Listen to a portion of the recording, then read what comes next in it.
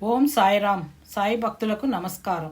సాయి ఆశీస్సులు మన అందరి మీద ఎల్లప్పుడూ ఉండాలని కోరుతున్నాను. శ్రీ సాయినాథాయ నమః. శ్రీ సాయి సచ్చరిత్రం 25వ అధ్యాయం. దామోదర్ సావల్రాం రాసనే. జట్టి వ్యాపారములు ఆమ్రలీల ప్రార్థన.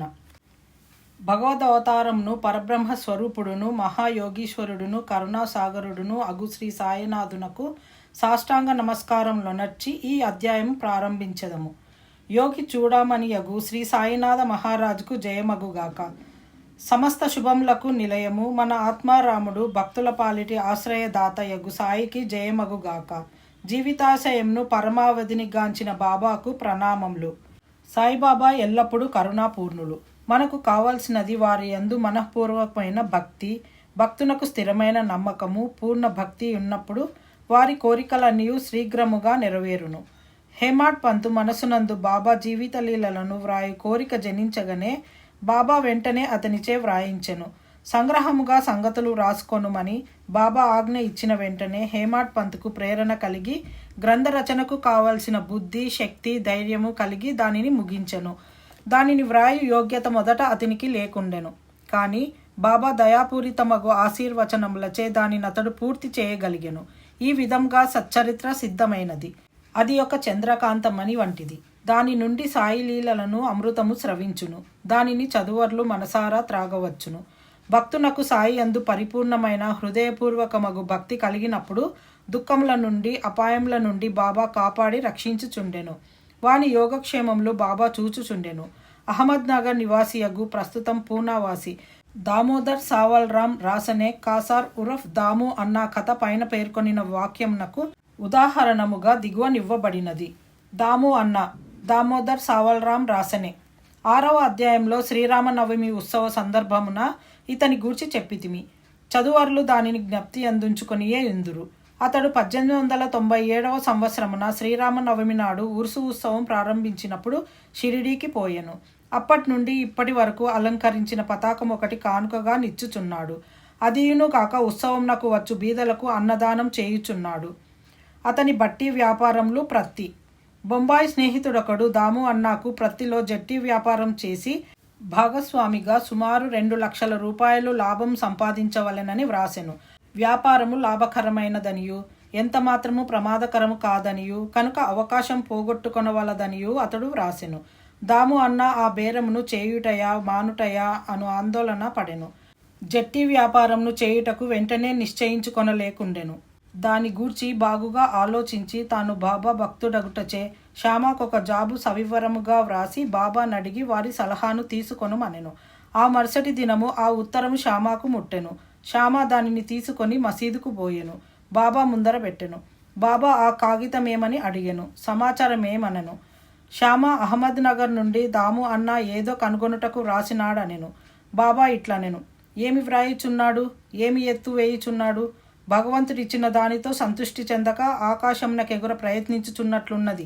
వాని ఉత్తరము చదువుము. బాబా చెప్పినదే ఆ ఉత్తరంలో గల సమాచారమని శ్యామ. దేవా, నీవిక్కడనే ప్రశాంతంగా కూర్చొని భక్తుల ఆందోళన పాలు చేసెదవు. వారు వ్యాకుల లగుటతో వారి నిచ్చట కీడ్చుకొని వచ్చెదవు. కొందరిని ప్రత్యక్షంగాను కొందరిని లేఖల రూపంగాను తెచ్చెదవు.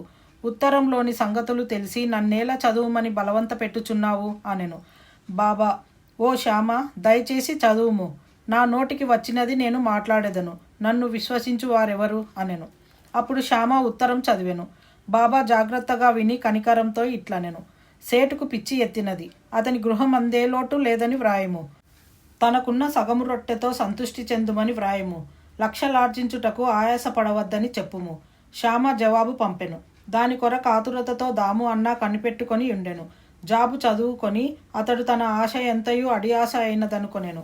కానీ స్వయంగా వచ్చి మాట్లాడుటకు ఉత్తరం వ్రాయుటకు భేదం కలదని శ్యామ వ్రాయుటచే తానే స్వయంగా షిరిడీ వెళ్ళి బాబాతో స్వయంగా మాట్లాడవలెనని అనుకొనెను. అందుచే షిరిడీకి వెళ్ళెను. బాబాకు నమస్కరించెను. బాబా పాదములు ఒత్తుచూ కూర్చుండెను. అతనికి బాబాను బహిరంగంగా జట్టి వ్యాపారం గూర్చి అడుగుటకు ధైర్యం చాలకుండెను. బాబా సహాయపడినచో వ్యాపారంలో కొంత లాభము బాబాకిచ్చినచో బాగుండుననుకొనెను. ఇట్లు రహస్యంగా దాము అన్న తన మనసున ననుకొనెను. బాబాకు తెలియనిదేమీ లేదు. అరచేతనున్న ఉసిరికాయ వలె భూత భవిష్యత్ వర్తమానములు కూడా బాబా తెలిసినవారు. బిడ్డకు తీపి వస్తువులు కావలేను, కానీ తల్లి చేదు మాత్రలు ఇచ్చును. తీపి వస్తువులు ఆరోగ్యమును చెరుచును, చేదు మాత్ర ఆరోగ్యమును వృద్ధి చేయును. తల్లి తన బిడ్డ యొక్క మేలును కాంక్షించి బుజ్జగించి చేదు మాత్రలే ఇచ్చును. బాబా దయగల తల్లి వంటివారు, తన భక్తుల భవిష్యత్ వర్తమానముల లాభముల గూర్చి బాగుగా తెలిసినవారు. దాము అన్న మనసును కనిపెట్టి బాబా ఇట్లనెను, ప్రపంచ విషయములలో తగులుకొనుటకు నాకు ఇష్టం లేదు. బాబా యొక్క అసమ్మతి గ్రహించి దాము అన్న ఆ పనిని మానుకొనెను. ధాన్యముల బేరము. పిమ్మట దాము అన్న ధాన్యము వ్యాపారం చేయ తలపెట్టెను. ఈ ఆలోచన కూడా బాబా గ్రహించి, నీవు 5 సేర్ల చొప్పున కొని 7 సేర్ల చొప్పున అమ్మవలసి వచ్చును, కనుక ఈ వ్యాపారం కూడా మానుకొనుమనెను. కొన్నాళ్ల వరకు ధాన్యం ధర హెచ్చుగానే ఉండెను, కానీ 1 మాసము 2 మాసములు వర్షములు విశేషంగా కురిసెను.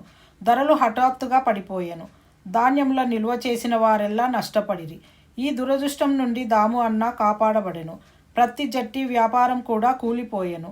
ఆ దళారి ఇంకొక వర్తకుని సహాయంతో వ్యాపారం చేసెను. మదపు పెట్టిన వారికి గొప్ప నష్టం వచ్చెను. బాబా తనను 2 సార్లు గొప్ప నష్టముల నుండి తప్పించెనని దాము అన్నాకు బాబా యందు గల నమ్మకము హెచ్చెను. బాబా మహాసమాధి చెందు వరకు వారికి నిజమైన భక్తుడుగా నుండెను. వారి మహాసమాధి పిమ్మట కూడా ఇప్పటి వరకు భక్తితో నున్నాడు. ఆమ్రలీల. మామిడి పండ్ల చమత్కారము. ఒకనాడు 300 మామిడి పండ్ల పార్సెల్ వచ్చెను. రాలేయను మామలతాదారు గోవా నుంచి శ్యామ పేరున ఆ పండ్లను బాబాకు పంపెను. అది తెరుచున్నప్పటికీ పండ్లన్నీ బాగానే ఉండెను. అది శ్యామ స్వాధీనంలో పెట్టిరి. అందులో 4 పండ్లు మాత్రమే బాబా కొలంబాలో కుండలో పెట్టెను.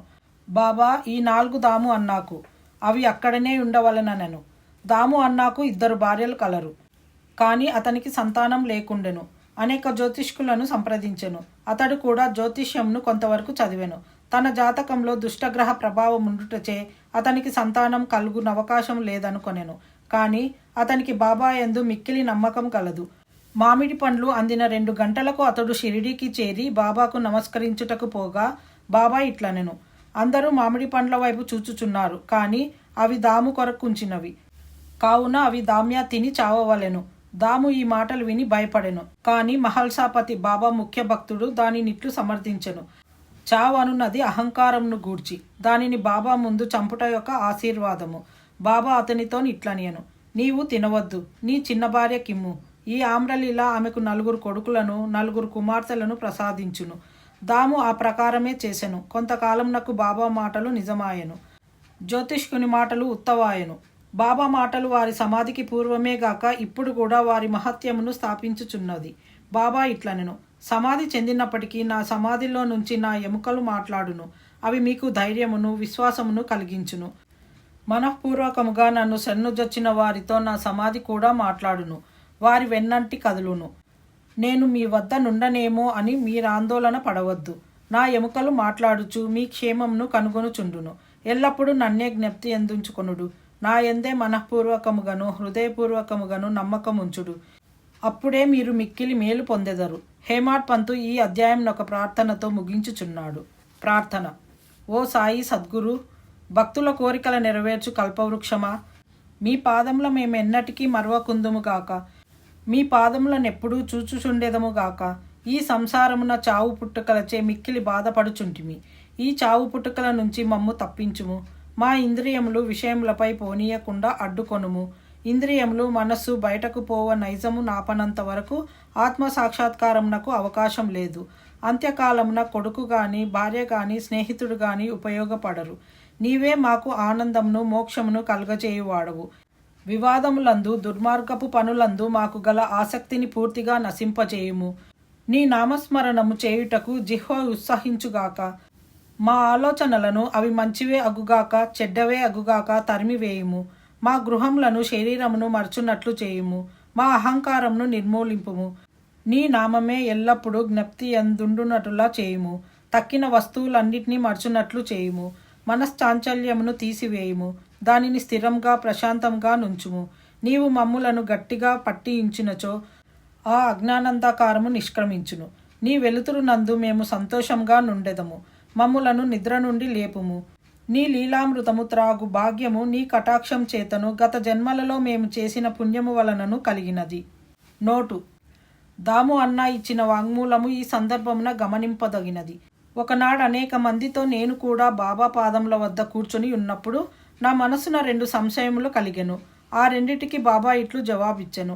మొదటిది, సాయిబాబా వద్ద అనేక మంది గుమిగూడుచున్నారు. వారందరూ బాబా వలన మేలు పొందెదరా?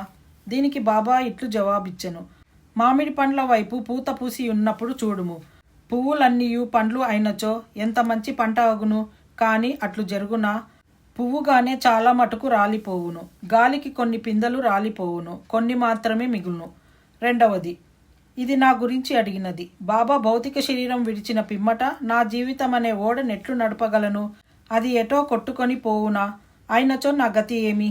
దీనికి బాబా జవాబిట్లు ఇచ్చెను. ఎక్కడైనను నెప్పుడైనను నా గురించి చింతించినచో నేనక్కడనే ఉండెదను. 1918కి ముందు వారి వాగ్దానం ప్రకారం వారు నెరవేర్చుచుండిరి. 1918 తర్వాత కూడా నెరవేర్చుచున్నారు. ఇప్పటికీ నాతోనే ఉన్నారు. ఇప్పటికీ నాకు దారి చూపుచున్నారు. ఇది 1910 నుండి 1911 కాలంలో జరిగెను. నా సోదరులు వేరుపడిరి. నా సోదరి కాలధర్మం నొందెను.